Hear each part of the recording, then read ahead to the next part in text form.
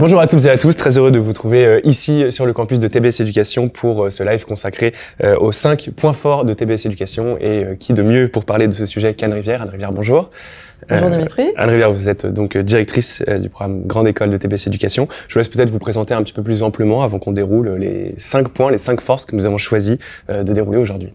Merci beaucoup Dimitri. Donc effectivement, je suis Anne Rivière. J'ai pris la direction de ce programme Grande École de TBS Éducation il y a presque 3 ans maintenant. Et je suis assez ravie de pouvoir partager avec vous la dynamique finalement qui est celle du programme depuis ces 3 années.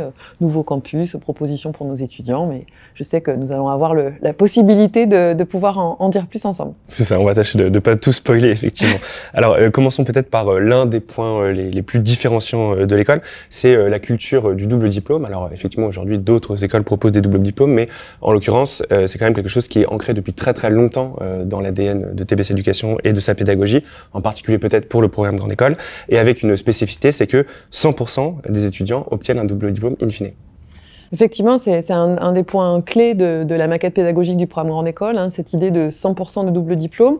Donc finalement, les étudiants vont avoir la possibilité d'avoir ces doubles diplômes de 3 grandes manières. La première, qui est peut-être la plus classique, c'est celle de pouvoir faire un double diplôme à l'étranger, c'est-à-dire de passer la totalité de leur année de Master 2 dans une des universités partenaires. Donc là, on a une vingtaine d'établissements un peu partout dans le monde avec lesquels on a des accords, avec des spécialisations différentes. Donc là, le choix, c'est à peu près 50 spécialisations différentes, là encore dans différentes zones géographiques, Europe, Asie, États-Unis, etc. Donc ça, c'est la possibilité 1 de double diplôme. La deuxième possibilité, c'est le fait de faire un double diplôme avec une institution, avec une école en général, de l'enseignement supérieur français à Toulouse. Donc là aussi, les possibilités sont assez variées puisqu'on a aussi bien un accord de double diplôme avec Sciences Po, avec régulièrement des étudiants qui s'intéressent aux questions internationales, mais plus sous l'angle soit des ONG, soit des relations internationales. J'ai eu il y a quelques jours une étudiante qui m'a donné de ses nouvelles, qui était l'étudiante qu'on avait dû rapatrier de Russie l'année dernière avec la crise ukrainienne, et qui est effectivement en double diplôme à Sciences Po, qui m'a écrit pour me dire bah voilà, je vais faire mon stage dans une ambassade. Donc effectivement, on a ces profils d'étudiants qui sont parfois des littéraires effectivement d'origine, mais qui effectivement s'emparent de ce double diplôme et peuvent faire leur carrière à l'international avec cette étiquette plus diplomatique aux relations internationales. Et puis on a aussi un assez riche choix de double diplôme avec des écoles d'ingénieurs ici à Toulouse. Donc évidemment aéronautique, puisque ça fait partie des points forts du lieu, donc avec l'ENAC, mais aussi des accords de double diplôme avec l'INSA, où là aussi la variété est assez large, puisque les étudiants peuvent soit avoir un double et même un triple diplôme d'ingénieur manager, dans lequel ils vont passer 2 ans chez nous et 2 ans à l'INSA, soit ils peuvent choisir certaines spécialisations qu'ils vont faire seulement sur l'année de Master 2. Et on a aussi dans les écoles d'ingénieurs un double diplôme avec l'école d'ingénieurs de Purpan pour ceux qui seraient plus intéressés sur les sujets d'agroalimentaire, de viticulture, voilà, ce genre de sujets. Donc là aussi une palette très riche. Et la dernière possibilité, pour tous ceux qui font leur année de Master 2 sur un de nos 4 campus, c'est le fait d'avoir un Master of Science, ces fameux MSc. Donc effectivement, d'autres écoles le proposent, mais nous, on le propose à tous nos étudiants. Et donc, dans certains cas, on va pouvoir avoir ce double diplôme. Si on le choisit sur le campus de Barcelone, par exemple, ça va permettre d'avoir cette offre de double diplôme en combinant aussi cela avec l'international. Donc, vraiment quelque chose de très ancré dans le programme et qui donne une très grande variété, puisque dans les combinaisons possibles, il y a à peu près 100 choix différents. Donc on est très sensible aussi au fait de permettre à chaque étudiant de construire son propre parcours en allant effectivement construire quelque chose qui est cohérent avec cette offre de 100% de double diplôme. Alors vous avez dit beaucoup de choses, je vais tâcher de revenir un peu sur tous les points. D'abord donc sur les doubles diplômes, qu'ils soient d'ailleurs internationaux ou nationaux avec des institutions étrangères, qu'on comprenne bien, c'est donc des vrais doubles diplômes dans la mesure où on est aussi diplômé de l'institution institutions partenaires. Voilà, ça c'est la première chose. Donc là, je vous vois acquiescer, j'imagine que la réponse est oui. Qu'en est-il des contraintes académiques? Est-ce qu'il faut justifier d'un certain niveau en langue étrangère, de certaines notes? Comment cela s'articule aussi avec le parcours? Est-ce que c'est un temps dans l'école partenaire, un temps à TBS? Est-ce que les cours sont entremêlés quand il s'agit des doubles diplômes nationaux? Voilà, toutes ces questions un petit peu pratico-pratiques. Alors, si on commence par les doubles diplômes à l'international, donc là, le schéma classique, c'est effectivement la totalité de l'année de Master 2 qui va se passer, je sais pas, en Argentine, au Canada, en Angleterre, etc. Donc évidemment, le choix va se faire avec à la fois les critères académiques de notre institution, donc effectivement, comme souvent, s'il y a régulièrement plus de demandes que d'offres, donc là évidemment il faut travailler de façon à avoir la meilleure moyenne académique possible. Certaines institutions demandent aussi d'avoir un certain niveau d'anglais, donc effectivement vont demander un score qui est potentiellement supérieur à celui qui est demandé pour le diplôme de TBS éducation. Mais ça, évidemment, on a tout un service qui permet d'accompagner les étudiants dans leur choix, mais aussi dans les prérequis, dans les demandes. Donc, tout notre service d'accompagnement à l'international est là pour à la fois informer, répondre aux questions. Il y a des feedbacks bien structurés des étudiants qui sont passés par là. Donc, on peut, voilà, les étudiants peuvent savoir en connaissance de cause, voilà, quelle est la probabilité qu'ils obtiennent ou non ce qu'ils visent ou ce qu'ils rêvent de faire sur cette première dimension.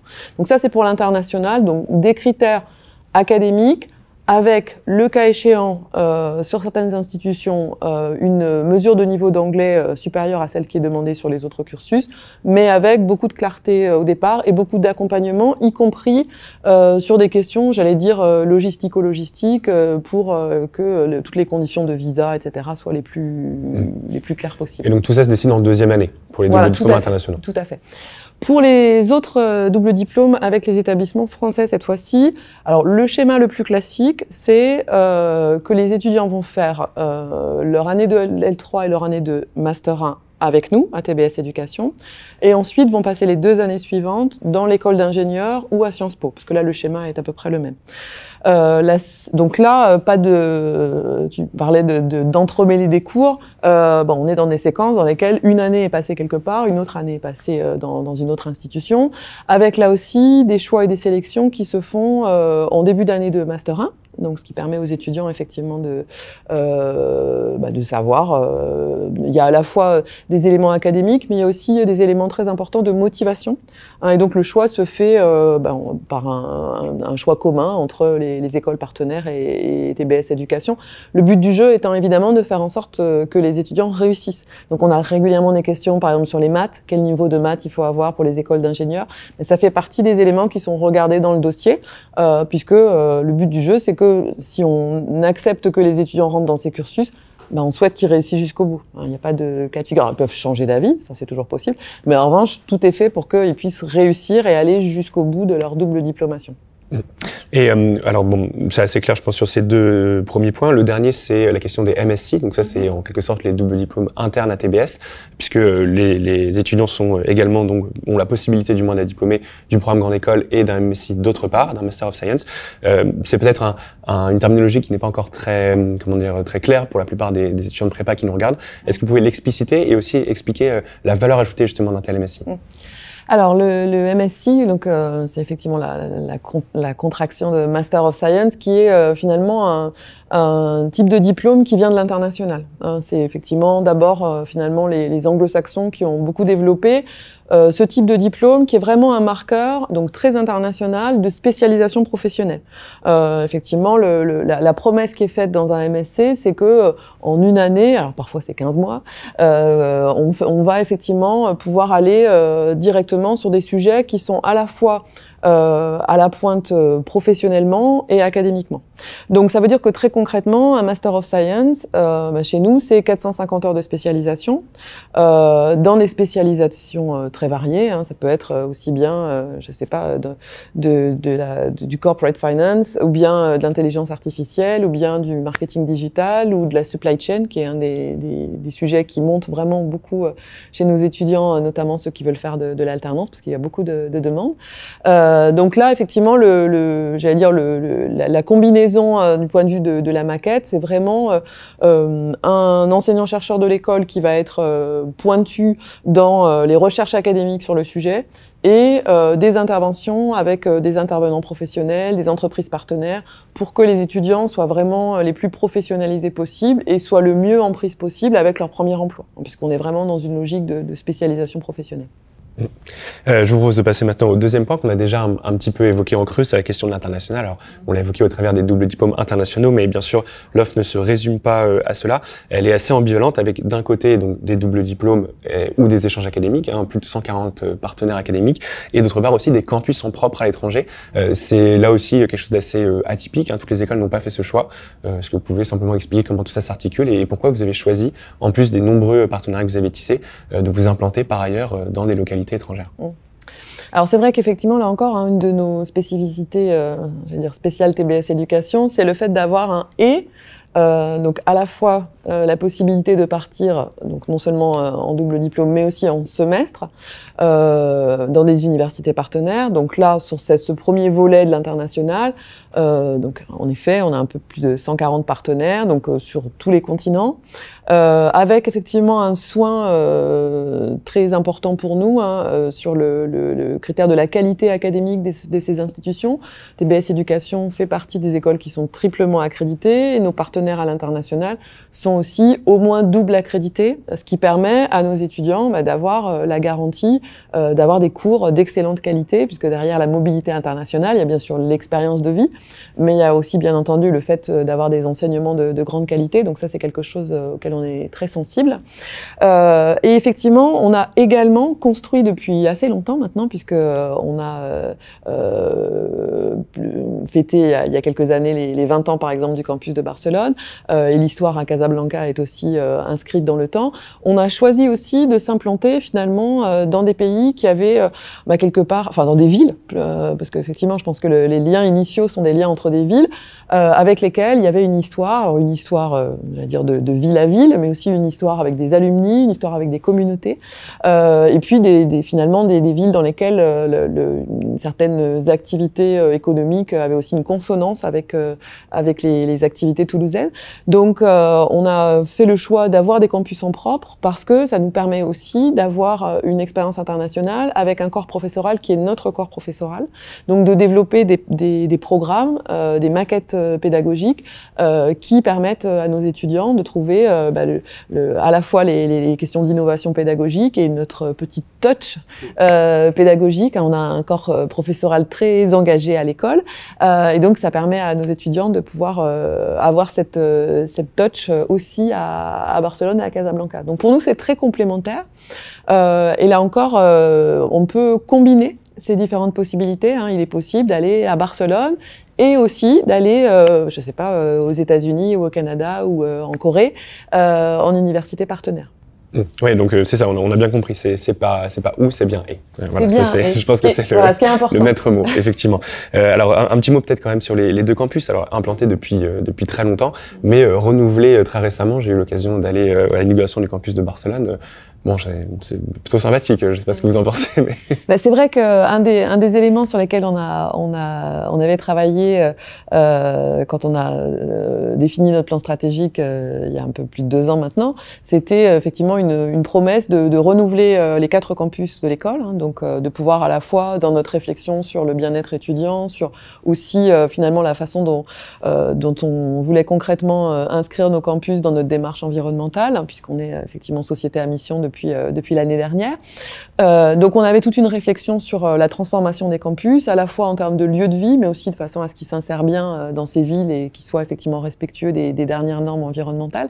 Et c'est vrai que Barcelone est le premier des campus à être tout à fait conforme à cette vision. À la fois, je pense, on l'a pensé comme un espace de vie. Vous avez pu voir qu'il y a des terrasses pour les étudiants, il y a une résidence à côté, on est dans un quartier qui est en plein renouvellement. donc vraiment quelque chose qui est important sur la dimension de l'expérience étudiante.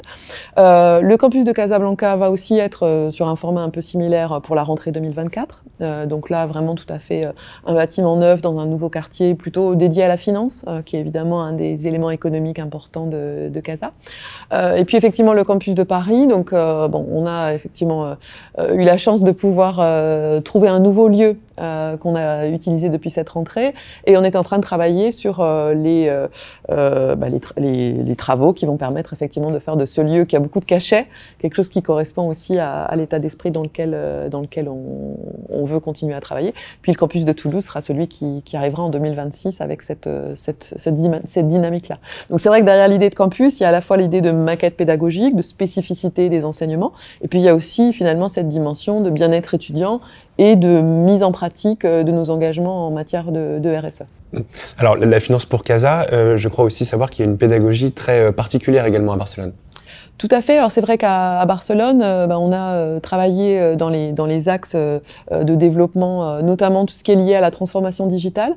Donc effectivement, les étudiants peuvent soit se spécialiser pendant un semestre, pour ceux qui ne souhaiteraient pas travailler directement sur les métiers digitaux, mais qui souhaiteraient vraiment avoir un renforcement sur ces sujets, ils peuvent aller justement pendant un semestre, pendant leur Master 1, suivre soit un semestre dédié au Big Data, soit un semestre dédié à la transformation digitale, et ensuite en MSc choisir par exemple de faire du marketing ou de la supply chain ou des ressources humaines. Mais ils peuvent aussi effectivement choisir en dernière année un MSc en Digital Transformation. Donc là effectivement on a travaillé cet axe-là. Et on a aussi profité du fait que l'ancrage de la ville de Barcelone, c'est aussi finalement une ville qui est en train de travailler elle-même ses engagements environnementaux. Le quartier dans lequel on est a beaucoup de start-up, a beaucoup d'entreprises à impact. Donc on a aussi effectivement mis un semestre de spécialisation au Sustainable Management, en Master 1 également, sur le campus de Barcelone. Et on était ravis de voir qu'il y avait un peu plus de 60 étudiants dès cette première année qui sont allés. Je suis allée il n'y a pas très longtemps, ils étaient ravis de cette vision transversale finalement qu'ils vont pouvoir ensuite développer dans la spécialisation qu'ils vont choisir l'année prochaine. Bien, cette fois je crois qu'on a été presque complet, il y a encore évidemment beaucoup à dire. Je vous propose donc de passer au troisième point, la question de l'alternance qui en réalité brasse beaucoup de questions, la question bien sûr de l'ouverture sociale, de l'égalité des chances qui sont des valeurs cardinales à TBS Éducation, et puis aussi bien sûr la professionnalisation, parce que c'est bien après tout la finalité d'une école, et c'est là aussi où l'implantation à Paris prend tout son sens. Alors c'est vrai qu'effectivement le sujet de l'alternance c'était pas un sujet nouveau pour TBS Éducation. On fait partie des écoles qui avaient une forte culture qui est liée effectivement à nos engagements, notamment en matière d'ouverture sociale. Mais comme je pense d'autres écoles, on a effectivement vu la demande à la fois des entreprises et des étudiants se développer de façon très très forte là sur les 2 dernières années, et encore cette année la demande est très élevée. Donc il est vrai que le campus de Paris a été notamment une possibilité finalement de rendre la vie plus simple pour nos étudiants, parce que derrière la dimension du bien-être étudiant, il y a aussi ça, se dire que même si on est très attaché à notre cœur toulousain et que tous les étudiants de L3 commencent ici à Toulouse, on connaît la géographie économique de la France, on sait effectivement le poids que représente l'Île-de-France dans les contrats d'alternance. Donc on a fait le choix effectivement depuis cette rentrée de proposer 5 spécialisations de MSc en alternance à Paris, ce qui permettait de couvrir les métiers les plus en demande, les métiers par exemple dans la finance, les métiers liés à la banque, dans le marketing, tout ce qui était lié finalement aux biens de grande consommation et au marketing digital, avec évidemment un fort poids d'Île-de-France là-dessus. Une spécialisation aussi en strategic innovation management, qui est aussi très, très plébiscitée à Toulouse, mais qu'on a développée aussi à Paris. Donc vraiment l'idée, c'était de coller au mieux aux attentes et aux demandes des étudiants, pour qu'effectivement leur expérience étudiante leur permette de ne pas passer trop de temps dans les transports, à revenir à Toulouse tout en étant dans leur entreprise, avec évidemment aussi un un souci très important de leur professionnalisation. Et c'est vrai qu'on a des échanges très riches aussi avec les entreprises partenaires. Hein. J'étais il n'y a pas très longtemps au Conseil de perfectionnement de l'alternance. C'est aussi l'occasion effectivement de regarder comment on peut améliorer les choses et comment l'ensemble des parties prenantes permettent à nos étudiants de se professionnaliser. Alors, ce qui est important à retenir hein, pour tous les étudiants qui sont aujourd'hui en classe préparatoire à deux doigts des concours et qui se projettent dans ce type de parcours, c'est qu'un projet d'alternance, c'est pas seulement un sujet de financement, c'est bien sûr un sujet de financement d'études, mais c'est aussi un sujet d'engagement vers une forme d'excellence académique, puisque à l'école en tout cas, les contenus pédagogiques sont les mêmes que l'on soit en rythme alternance ou en full-time. Donc ça veut dire qu'il y a quand même des moments où l'agenda est quand même assez chargé. Donc ça fait partie, je pense que c'est important de bien l'avoir en tête pour justement se préparer correctement à ce type de parcours, qui effectivement est souvent un booster de la professionnalisation. Donc ça c'est évidemment, en plus de la dimension financière qui est une dimension clé, c'est bien sûr quelque chose qui explique aussi le fait que ce soit aussi plébiscité par les étudiants. Alors deux questions. D'une part, est-ce qu'il y a de la place pour tout le monde, et d'autre part, alors on a évoqué évidemment le poumon économique parisien, mais comment se répartissent les étudiants entre Toulouse, Paris, voire d'autres régions françaises éventuellement? Alors, c'est vrai qu'on a eu dans le programme Grande École le souci d'accompagner nos étudiants. Donc, jusqu'à ce jour, il n'y a pas de quota réservé aux étudiants. On dit pas, voilà, on a 50 places ou on a 200 places. Alors, ça nous vaut parfois ça va finir par me valoir quelques cheveux blancs, puisque ça veut dire effectivement de modifier des plannings, des sections, de pousser un peu les murs. Ce qu'on a fait l'année dernière, hein, puisqu'on a notamment en Master 1, l'année dernière, on a eu une très forte demande de contrats 24 mois, parce qu'on a parlé un peu globalement de l'alternance, mais en gros, les deux... C'est 1 an ou 2 ans. C'est ça. C'est 1 an, donc année de Master 2, ou 2 ans, Master 1, Master 2. Et effectivement, l'an dernier, on a eu un très fort engouement pour les contrats de 24 mois, plus important que ce qu'on avait prévu. Et effectivement, en début d'année, on a rajouté des sections supplémentaires pour accompagner à la demande de nos étudiants. Et là, on se rend compte qu'effectivement, on a des choix qui sont... aujourd'hui, on a les premiers retours des demandes pour l'année prochaine. On va avoir presque 80% de la promo de Master 2 qui souhaitent être en alternance. Donc là, voilà, on est sur un modèle qui vient bouleverser finalement ce qu'on avait initialement dans l'école, hein, il y a 3 ans. On n'avait pas du tout la proportion était presque inversée. On n'était pas sur du 80-20, on était voilà. Donc effectivement, on est toujours à l'écoute, on est toujours dans l'accompagnement. Alors après, effectivement, on peut pas nécessairement toujours répondre à la demande de la combinaison entre le fait de vouloir faire un MSc en alternance dans la spécialisation numéro 1 du choix, dans le lieu numéro 1 du choix. Parce qu'effectivement, pour revenir sur la question des endroits, les étudiants peuvent faire un MSc en alternance ici à Toulouse, ou bien à Paris, et aussi dans certaines spécialisations de Barcelone. Donc là aussi, on est très à l'écoute, on est très sensible à l'accompagnement, beaucoup plus que certaines autres écoles, après ce qu'on entend, où effectivement on entend parler de quotas, de chiffres. Mais effectivement, ça génère quand même des difficultés dans ce souhait d'accompagner au mieux cette professionnalisation. Donc voilà, il y a des moments où effectivement les étudiants aimeraient bien que toute leur liste du Père Noël soit remplie.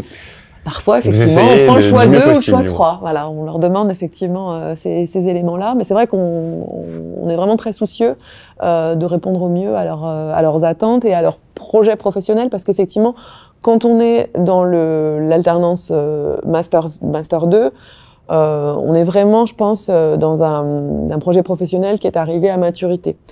Dans la demande, effectivement, de contrat d'alternance en 24 mois, je pense que la raison majeure est une raison de financement d'études, et que le projet professionnel en tant que tel n'est souvent pas aussi mûr, finalement. Souvent, les étudiants sont prêts à prendre un contrat d'alternance, on va dire, le moins loin possible de leur choix de parcours, et leur spécialisation va être beaucoup plus affinée en Master 2. Donc je pense que voilà, la question de l'accompagnement vers le projet professionnel n'est pas tout à fait le même, mais on a prévu à nouveau d'avoir plus de places en Master 1 en alternance à Paris à la rentrée prochaine, qu'à cette rentrée, on s'attend effectivement à avoir plus d'étudiants qui nous font cette demande. Et au niveau de la cartographie, donc, et même d'ailleurs c'est intéressant de savoir, est-ce que c'est plutôt dans les startups, dans des grands groupes, voilà. Alors là, il y a une grande variété. Là, je serais incapable de citer des chiffres sur le sujet. sujet, mais en regardant effectivement le paysage, il y a une très grande variété entre les tailles d'entreprise. Les startups sont pas nécessairement les plus demandeuses d'alternance. Mais effectivement, il peut y avoir des entreprises qui sont des grosses PME, et là encore, la localisation géographique, pour le coup, peut être nationale. Donc, effectivement, les lieux d'enseignement sont Toulouse, Paris, Barcelone pour les MSc en alternance, mais on a des étudiants qui sont géographiquement à Lyon, à Nice, enfin à divers endroits. Voilà, bon, c'est large en tout cas, on l'aura effectivement compris. Bien, alors on va pouvoir passer donc au quatrième point. Alors assez large, assez éclectique. On va tâcher d'être le plus concis et précis possible. C'est la question du bien-être étudiant. C'est une question qui est particulièrement prégnante ici à TBS. Du moins à TBS Éducation, c'est quelque chose pour lequel vous avez une sensibilité particulière. Du moins c'est ce que vous prétendez. Alors ce sera, je te m'engage à vous de le démontrer. Je cite pêle-mêle, voilà, quelques marqueurs très forts. Hein. L'expérience associative, bien sûr, la vie associative, il y a énormément de projets très structurants dont on pourra parler. La question du campus aussi, alors qui va déménager c'est un bien grand mot parce que c'est juste à côté, mais en 2026, mais qui est d'ores et déjà en plein centre-ville d'une très belle ville, Toulouse, et ce sera d'ailleurs notre 5e point. Et puis aussi une attention particulière à l'innovation pédagogique, bien sûr à l'excellence pédagogique, ça évidemment c'est quelque chose d'absolument central, et les accréditations internationales sont là pour le vérifier. Mais vous avez aussi été distingué plus d'une fois justement pour votre audace pédagogique, j'allais dire, justement tester des choses peut-être qui sortent un petit peu des sentiers battus. Tout à fait. Alors on va peut-être commencer par ce sujet-là. C'est vrai que on a un corps professoral qui a à la fois comme caractéristique d'être dans l'excellence académique sur un format classique, c'est-à-dire ce sont des enseignants-chercheurs qui produisent dans les meilleures revues, mais effectivement ce qui probablement fait la différence par rapport à d'autres écoles, c'est que finalement une bonne partie d'entre eux sont également très engagés dans le fait de réfléchir et de tester et d'expérimenter différentes façons d'enseigner. Et effectivement, alors parfois on peut être un peu surpris par les différentes propositions ou les différents formats. C'est toujours porté par des gens qui sont des académiques très sérieux et reconnus, hein, donc on n'est pas dans l'amusement entre guillemets, on est vraiment dans des dynamiques dans lesquelles on essaye de faire en sorte que peut-être le point commun de ces différentes initiatives, c'est de faire en sorte que l'expérience d'apprentissage soit mémorable, et qu'effectivement, derrière le fait de vivre quelque chose de différent, il y a effectivement l'idée, pour le coup qui est étayée scientifiquement, que ça va aider à la mémorisation, qu'effectivement, si vous avez vécu quelque chose d'un peu particulier, effectivement, ça vous aidera à être plus engagé dans vos cours et à être finalement plus efficace dans votre apprentissage. Donc effectivement, on a eu cette année encore une distinction de la meilleure stratégie d'innovation pédagogique de AMBA au niveau international. Alors pour un programme qui est inspiré de The Voice, donc alors on peut se dire The Voice, quel rapport avec, voilà, il va falloir expliquer. Alors d'autant plus que c'est pour travailler sur le mémoire de recherche. Donc on va dire a priori, voilà, mais ça ressemble assez bien à ce qu'on essaye de faire, c'est-à-dire partir de sujets très sérieux. Donc un mémoire de recherche, effectivement, nos étudiants en dernière année, pour pouvoir effectivement rentrer dans les cadres académiques d'un diplôme de master, doivent faire un mémoire de recherche, donc une master dissertation. Et effectivement, c'est parfois un sujet un peu aride, un peu, voilà, qu'on essaie de réfléchir avec des professeurs qui avaient envie de travailler sur ce sujet-là. Ils ont dit, voilà, un des sujets qui est toujours un peu compliqué, c'est savoir comment faire le bon matching entre les projets, les sujets sur lesquels les étudiants ont envie de travailler et les professeurs qui peuvent les encadrer.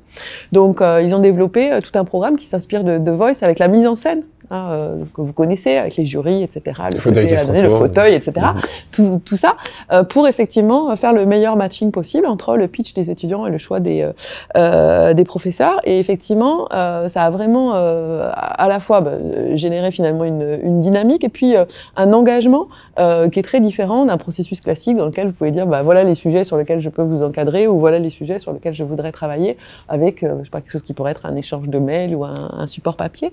Et il y a quelques années, on avait également aussi développé tout un un projet académique qui continue évidemment à être utilisé, qui tournait lui autour de l'utilisation de l'humour finalement pour pouvoir dédramatiser des sujets qui pouvaient être ceux de mon ancienne discipline, la comptabilité, ou ceux de la finance. Et puis on a travaillé aussi avec un acteur et une réalisatrice sur la scénarisation de certaines séquences pédagogiques, en s'inspirant notamment de tout ce qui peut se faire en matière de séries. On sait que nos étudiants, mais nous aussi, sommes parfois consommateurs de séries et que derrière le succès des séries, il y a aussi des sujets de scénarisation pédagogique, donc on a travaillé aussi là-dessus.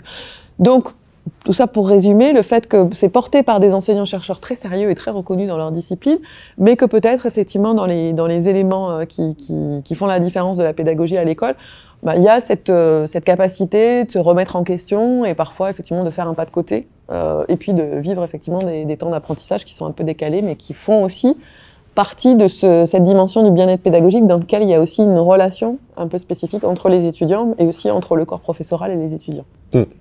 Bon alors, c'est une chose effectivement, et il y a là aussi beaucoup à dire. On ne peut pas évidemment occulter aussi la vie associative, c'est quelque chose d'absolument structurant ici à TBS. Bien sûr. Alors c'est vrai que la vie associative, là pour le coup, on vient de parler d'innovation pédagogique plutôt pour les Master 2. La vie associative, ça fait vibrer nos étudiants en L3 et en Master 1. Alors, non pas que les autres ne s'y intéressent pas, mais ils sont plus consommateurs d'événements que acteurs finalement de projets à ce moment-là. Donc c'est vrai que la vie associative rythme l'agenda des étudiants, notamment en L3. On a ce soir le gala des L3 organisé par le BDE et par la FEDE, qui est une des grandes organisations de l'école. On a évidemment des associations qui développent des projets là aussi très riches et variés. Donc, dans le cadre classique et professionnalisant, on a une JE qui est très régulièrement reconnue par ses pairs. Donc, cette année encore, comme en 2021, ils ont gagné le prix de Most Sustainable Junior Entreprise en Europe. Donc, on était ravis en 2021 et on est à nouveau ravis cette année que eux aussi soient porteurs finalement d'une partie des enjeux de RSE qui sont les nôtres. Donc, on voit qu'ils se les approprient aussi puisqu'ils sont sur ces sujets-là. Mais on a aussi des associations. On a une association qui travaille sur les sujets d'entrepreneuriat et de start-up, le Optimize, avec laquelle on a pu organiser des start-up week-ends et des événements qui tournent vraiment autour de l'entrepreneuriat, pour laquelle les étudiants ont aussi la possibilité de développer des liens avec l'international, puisque cette association fait partie du réseau animé par le Babson Collaborative. Donc là, ils ont des temps d'échange et même la possibilité d'avoir accès à des cours, etc., avec le Babson, qui est l'institution aux États-Unis qui est probablement la plus emblématique sur l'entrepreneuriat. Puis on a aussi évidemment des associations qui vont organiser des événements caritatifs, Cheer Up qui fait différents événements comme des courses à pied pour pouvoir collecter des fonds pour la lutte contre le cancer. Enfin, vraiment, on a là aussi une palette très riche et quelque chose de très... On est au soutien, évidemment, de l'engagement étudiant, parce que pour nous, c'est important. On souhaite former des gens qui seront des managers engagés, responsables, et ça commence pour nous au moment de la vie associative. Oui, le Trophée des Arts aussi, il y aurait énormément de choses à citer, bien sûr. C'est vrai que mais... le Trophée des Arts était il y a quelques semaines en Espagne. Effectivement, là, c'est un événement multi-école. On est ravis d'avoir des écoles. Alors, effectivement, on n'a pas gagné. Enfin, l'école TBS Éducation n'a pas gagné le TDA. Ah, c'est pour ça que vous vouliez pas mais pour le coup, effectivement, cette année, je suis passée un petit peu, pour le coup, entre le campus de Barcelone et Toulouse, le lieu n'était pas très très lointain, donc je suis passée voir comment se passait le trophée et j'ai pu voir que effectivement, à défaut d'avoir gagné le premier prix dans toutes les catégories, l'organisation était vraiment très chouette et je pense que c'est un très bel événement qui permet à des étudiants d'écoles diverses de venir aussi voir ce qu'il en est de la vie associative et de l'expérience qu'on peut vivre ici. Oui, ça me paraissait important de le citer parce qu'effectivement, c'est un événement extrêmement important, non pas pour TBS, mais pour l'ensemble de l'écosystème des grandes écoles. Et c'est rare d'avoir des écoles qui réussissent effectivement la prouesse de réunir plusieurs écoles autour d'un projet. Mais on souhaite pouvoir avoir un projet qui continue à monter en termes de nombre d'étudiants participants, parce que c'est voilà, là aussi, on est très sensible aux sujets artistiques. On parlait des MSC tout à l'heure, on a un MSC sur les activités culturelles et créatives depuis longtemps, et on est ravis de pouvoir effectivement avoir cette corde-là à notre arc. Alors on a beaucoup parlé de Barcelone, de Casablanca, de Paris, des quelques 140 universités partenaires, voilà, de beaucoup de localités. Je vous propose en guise de dernier point de revenir un petit peu sur Toulouse. C'est après tout, vous l'avez dit, hein, là où bat le cœur de TBS Éducation. C'était aussi l'une des villes préférées des étudiants. Alors ça, c'est pas moi qui le dis, c'est l'enquête que nous avons menée l'année dernière, hein, il me semble, sur Major Prépa, sur justement les villes préférées des étudiants, et Toulouse se distinguait particulièrement. C'est aussi l'une des premières, peut-être même la première ville étudiante de France. Alors c'est vrai que oui, Toulouse est régulièrement classée, notamment par l'étudiant en première ville étudiante de France. Alors à la fois par l'effectif étudiant qui est très important, le nôtre, celui des écoles d'ingénieurs, celui des universités. Donc effectivement c'est une ville vibrante dans laquelle on peut, en plus de toutes les expériences associatives qu'on a évoquées ici en interne, dans lesquelles on peut effectivement faire à peu près tout ce qu'on souhaite faire, que l'on soit un fan de musique, de théâtre, de sport divers et variés. Donc effectivement avec cette couleur si particulière qui fait que bon, quand on sort comme ça en fin de journée, en général, il se passe toujours quelque chose, ce qui est le propre des villes étudiantes, effectivement, quand il se passe quelque chose. Il y a cette chose à laquelle moi je suis très, très sensible aussi. Et effectivement, le campus, on évoquait tout à l'heure le projet de nouveau campus qui ouvrira ses portes en 2026. Ce projet est un projet qui a été, j'allais dire, mené de longue date, notamment parce qu'on était très attachés au fait de rester en cœur de ville.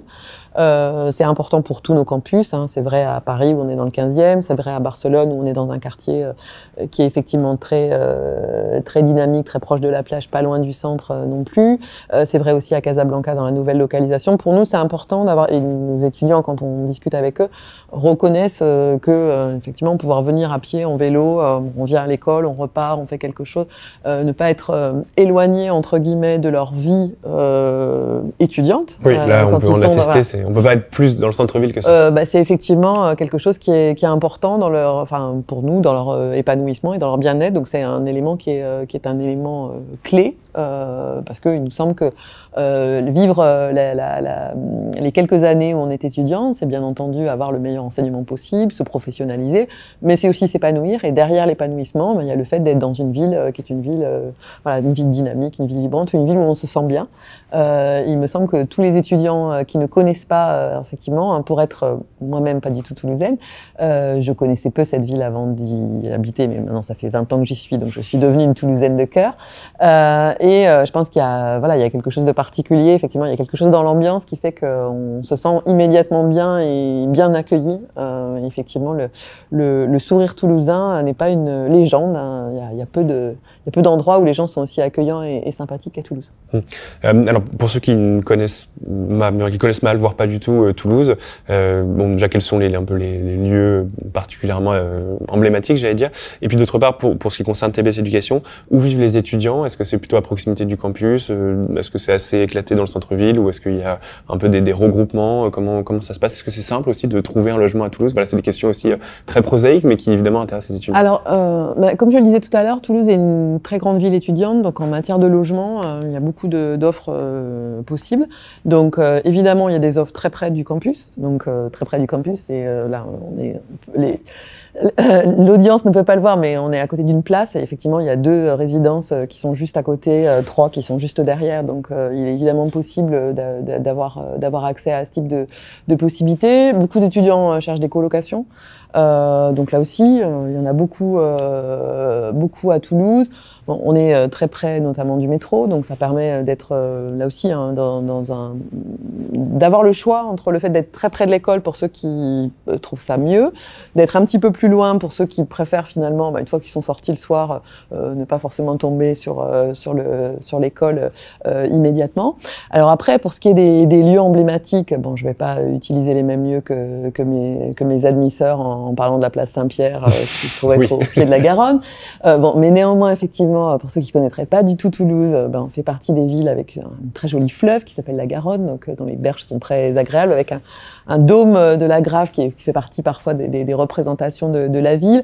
Ce qu'on voit en général effectivement aussi quelques fois, et on le verra là encore pour ceux qui s'intéressent au sport, la place du Capitole est effectivement la grande place de Toulouse, alors sur laquelle il se passe différentes choses, mais à chaque fois que le rugby et cette année le foot se distinguent, évidemment les Toulousains se retrouvent sur cette place qui est au cœur. Et puis il y a évidemment tout un centre-ville qui est tout à fait charmant, avec des bâtiments qui pour certains sont très anciens, qui datent du XVIIe siècle, de l'époque du pastel, certains qui font vraiment penser à l'Espagne. Donc voilà, on a vraiment une ville qui est aussi une ville à taille humaine, donc ça c'est important. On peut vraiment faire, moi je me déplace essentiellement à pied en vélo, on fait tout à pied en vélo, quels que soient les sujets sur lesquels on est amené à se déplacer, ce qui, je pense, fait vraiment partie d'une expérience de vie agréable. Oui, je m'amusais à l'instant du costume, j'avais pas fait le lien avec la ville rose, mais voilà, peut-être sans doute était ça un hommage. C'était le petit clin d'œil. Un hommage déguisé, voilà, sans doute certains auront vu cet hommage.